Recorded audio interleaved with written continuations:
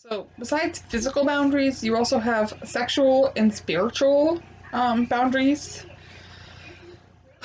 And this is section 4 of this. It comes out by Self Help Alliance. So,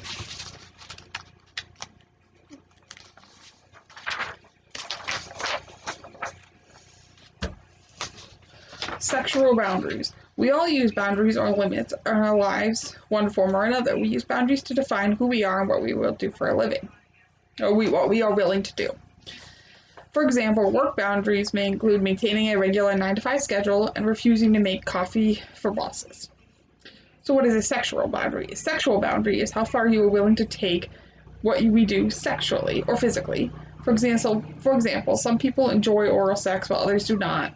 Sometimes our sexual boundaries might be pushed or probed politely by a sexual partner, asking us to perform something sexually that we've never done before. It is fine and healthy to inquire about a person's partner's sexual limits and desires. As sexual beings, we have the right, though, to say no to anything. So who needs boundaries? We all need to maintain healthy sexual boundaries. No one can force their partner to have sex with them, or a young person may not be ready to have sex and has the right to refuse a partner. Your sexual preferences are like your preferences for flavors and aromas. They are personal and not the same for everyone. So know yourself. Maybe you have never thought about it, but it is important to know and be aware of your sexual limits and how to maintain them. Don't be swayed by a persuasive partner, potential lover, to do something or be something you are not.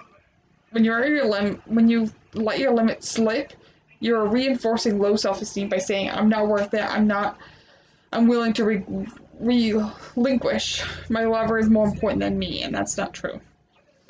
When your limits are pushed, so you want to know when your limits are pushed, which are likely to be practicing saying these words: "No, I'm not really interested. No, not really me. Maybe we try this instead." Be aware that any lover who continually pushes your sexual limits may not be good for you, since they do not respect you enough to respect your limits. Remember, a good lover is respectful to you in and out of bed, so hold that line. Know yourself and enjoy your sex life with the limits that you maintain. Whew. So, respecting others' limits. Respect is perhaps one of the most characteristics of attributes to maintain, but still is quite hard to define. It can be simply defined as acknowledgement of the fact that someone has value.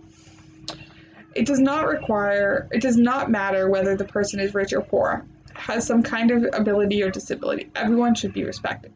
Therefore, it becomes really important to know how to control being disrespectful to people and how to deal with disrespectful behavior. This includes learning to respect others' limits and listening when they set their own boundaries. So there's some tips for respecting others. One is respect. You don't have to necessarily love everyone, but try and respect them. It is the same with other people. They respect you, but they may not necessarily love you.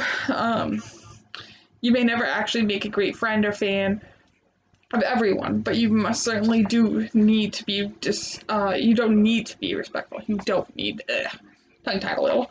So know your limits. You need to know your limits. You also need to know how much other people can and cannot get away with.